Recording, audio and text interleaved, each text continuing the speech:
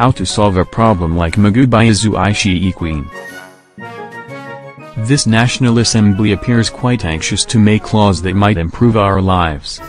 One example is the bill this week by the Senate for victims of gunshot wounds to get treatment without first paying with their blood. There has been quite a basketful of bills like that, promising to show us that federal lawmakers have hearts of flesh.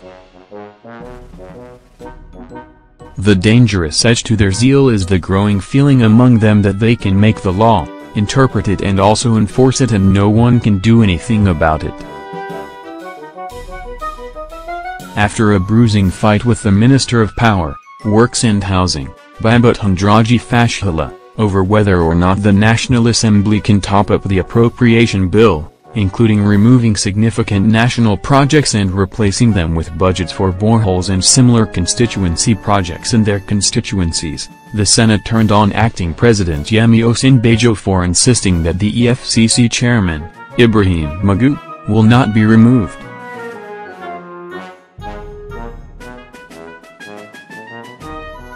In a disgraceful tit-for-tat, they vowed that Magu would only be confirmed over their dead bodies, adding that they would withhold further screening and confirmation of executive nominees until Magu is removed.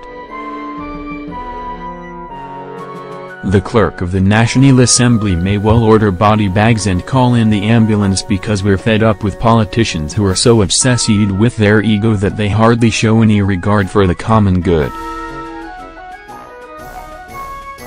What's wrong in a healthy debate? Osinbajo is acting president and the Senate may disagree with him without insisting that he has to sacrifice his freedom of expression to retain his post. Recently, I've found Osinbajo's tentativeness on a few matters quite annoying. So, I was pleased when he told the Senate point-blank that 1. The National Assembly has no business topping up the budget and, 2.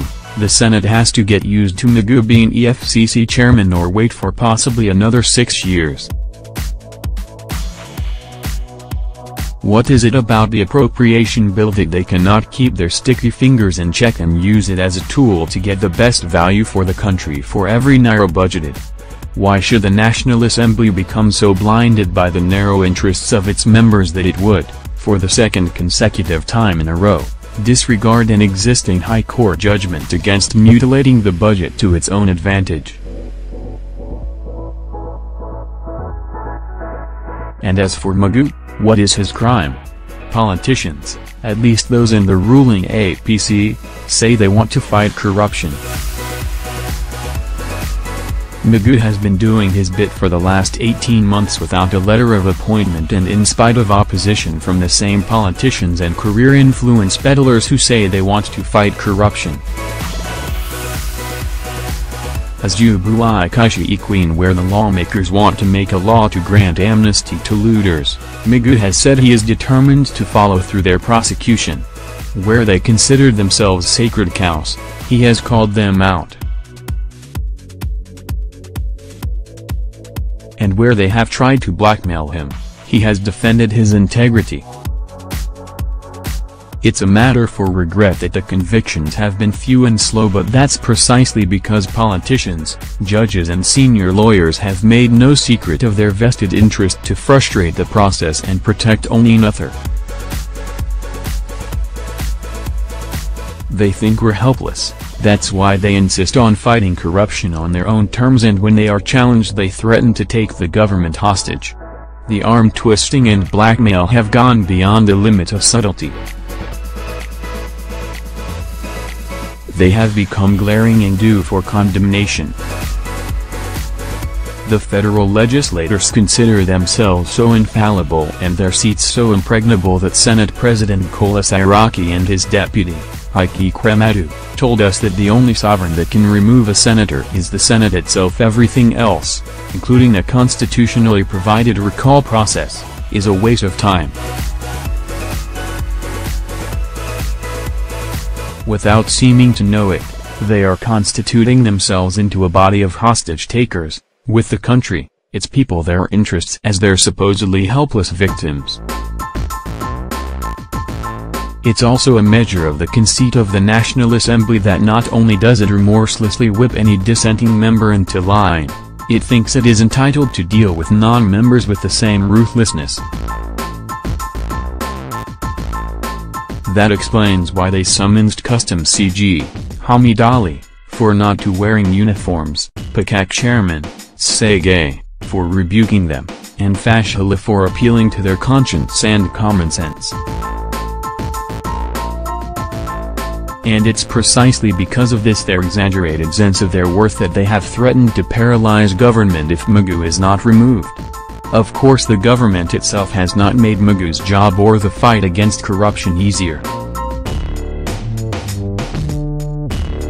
For example, in spite of 2 separate court orders asking it to publish the names of treasury looters since 1999 and the recoveries made so far under President Muhammadu Buhari, the government is still speaking in tongues.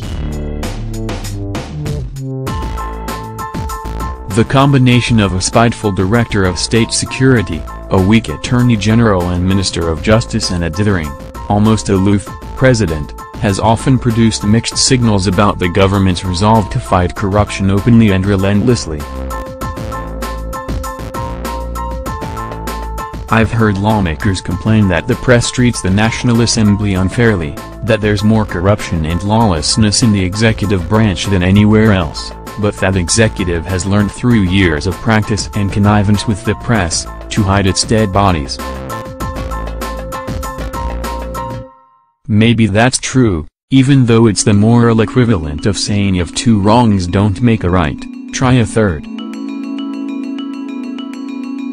Instead of mounting barricades of greed and self-interest in the way, without a care in the world for the public good, lawmakers will be in a stronger position to face the executive if they put their own house in order first.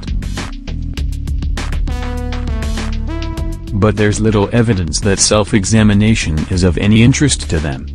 They prefer to blame the press, perhaps justifiably up to a point, for their overexposure, and for helping to pile on pressure from their constituencies that leave them perpetually broke.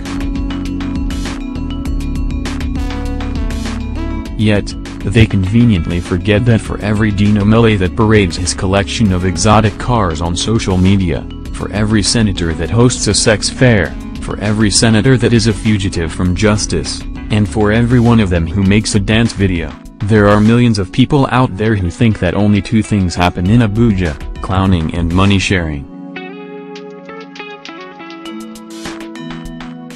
Federal lawmakers are in a hurry to make record bills that might save us. They should start with the small things: homework, punctuality, and a little honesty with their constituencies and about their remunerations. Their failures in these areas, and not Magu's continued stay at the EFCC, have done them and the country far greater disservice. Ishiekwene is the MD, editor-in-chief of the Interview magazine and board member of the Paris-based Global Editors Network.